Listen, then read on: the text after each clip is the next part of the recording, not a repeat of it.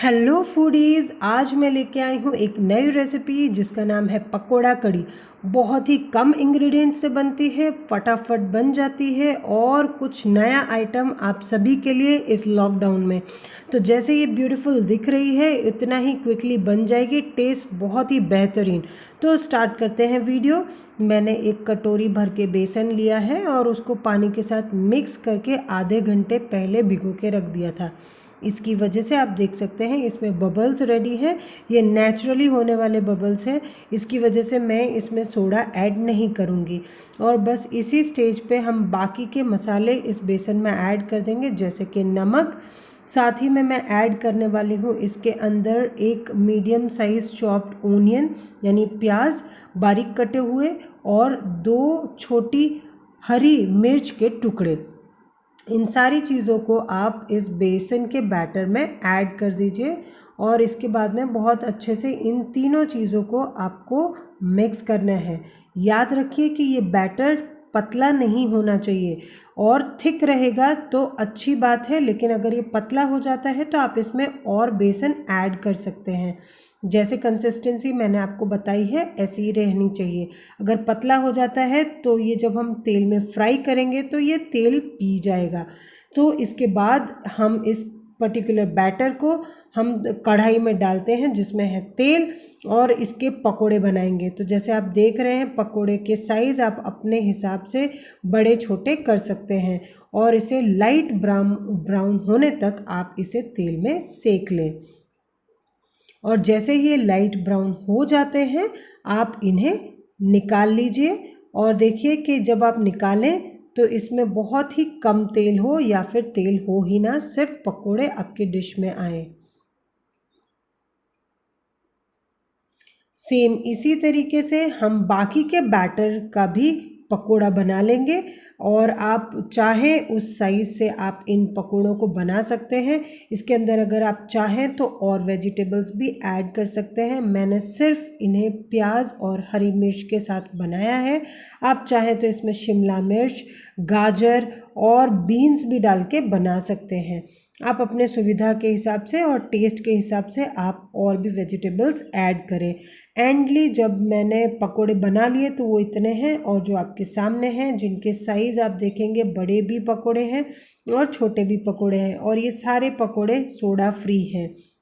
इसके आगे हम बढ़ते हैं तो हमें चाहिए यहाँ पे छाछ या मठा। तो मैंने 1 कप भर के खट्टा दही लिया था और उसमें काफ़ी सारा पानी डाला है और करीबन ये 1 लीटर के हिसाब से लिक्विड हो चुका है और इसके अंदर मैंने 2 बड़े चम्मच भर के बेसन डाला है और बेसन डालने के बाद हम रई की मदद से बहुत अच्छे से इसे चलाएंगे जिससे इसके अंदर बेसन की गुठलियाँ ना रहें और अगर रह भी जाती हैं तो आप इस मिक्सचर को थोड़ी देर रहने दें और उसके बाद फिर से इसे रई से चलाएं तो गुठलियाँ गायब हो जाएंगी। उसके बाद हम इसे ट्रांसफ़र करते हैं गैस स्टोव पे और याद रखें हमारे गैस स्टोव का जो गैस है वो मीडियम पर रखें और कंटिन्यूसली इसे चलाते रहें। अगर आप इसे कंटिन्यूसली नहीं चलाएंगे तो हो सकता है कि जो छाछ है या मठा है ये फट जाए। तो याद रखिए इसे चलाते रहिए और आप पाएंगे कि हम चलाते चलाते ऐसे स्टेज पर पहुंच जाएंगे जहां पे ये बैटर या मिक्सचर जो हमारी कड़ी का है, जैसे छाछ और बेसन, ये काफ़ी गाढ़ा हो चुका है और साइड में बबल्स भी आने लगे। इसका मतलब ये है कि ये कड़ी अच्छे से पक चुकी है और इसी स्टेज पे हमें डालना होगा नमक। पर आप याद रखें नमक इसी स्टेज पर डालें। अगर आपने इससे पहले डाल दिया तो और अगर आपने उसे मिक्स नहीं किया तो ये संभावना है कि ये कड़ी फट जाए और जो आप बनाना चाहते हैं वैसी कड़ी नहीं बनेगी। तो याद रखें ये सारे ट्रिक्स को याद करते हुए भी ही आप इस तरह की कड़ी को बनाएं। और इस स्टेज पे हमारे जो पकोड़े तैयार थे ना, वो सारे पकोड़े हम इसके अंदर डाल देंगे और इसे मीडियम फ्लेम पे पकने देंगे।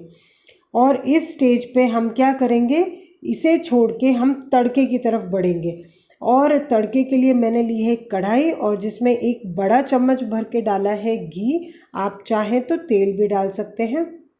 घी डालने के बाद आप देखिए कि अगर इसका टेम्परेचर अच्छे से हो जाता है तो हम यहाँ पे डालेंगे राई और राई के बाद में हम यहाँ पर डालेंगे जीरा। और देखते ही देखते आप देखेंगे कि ये दोनों चीज़ें चटकने लगी हैं। और यहाँ पे हम डालेंगे 2 बड़ी साबुत सूखी लाल मिर्च। और उसके बाद हम यहाँ पर डालेंगे अदरक, लहसुन और हरी मिर्च का पेस्ट।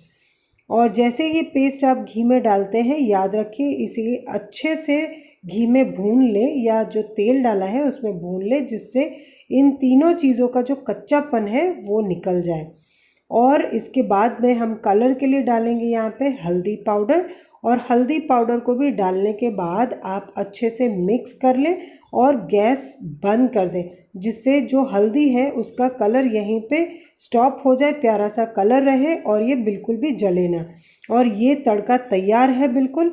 और इस तड़के को हमने डाल दिया है, जो हमारा जो कड़ी का मिक्सचर था ना उसके अंदर डाल दिया है। और आप देखें बहुत ही प्यारा सा कलर आ चुका है इसमें। और इस स्टेज पर हम इसे 2 मिनट के लिए और पकाएंगे, जिससे ये जो तड़का है इसका जो टेस्ट है वो कड़ी में तो आए ही आए, साथ में पकौड़ों में भी आए। तो इसी तरह से आप कंटिन्यूसली स्टर करें इसे, और ये आपकी कड़ी बनके तैयार। इस कड़ी को सर्व करते टाइम मैंने एक डबल तड़का लगाया है, जिसमें 1 चम्मच तेल, राई और लाल मिर्च पाउडर है। और इस कड़ी के ऊपर मैंने ये तड़का लगा दिया है। जितनी ब्यूटीफुल ये दिख रही है उतनी ही लाजवाब है टेस्ट में। तो आप भी इसे ज़रूर से बनाएं और मेरे साथ शेयर करें अपने कमेंट्स।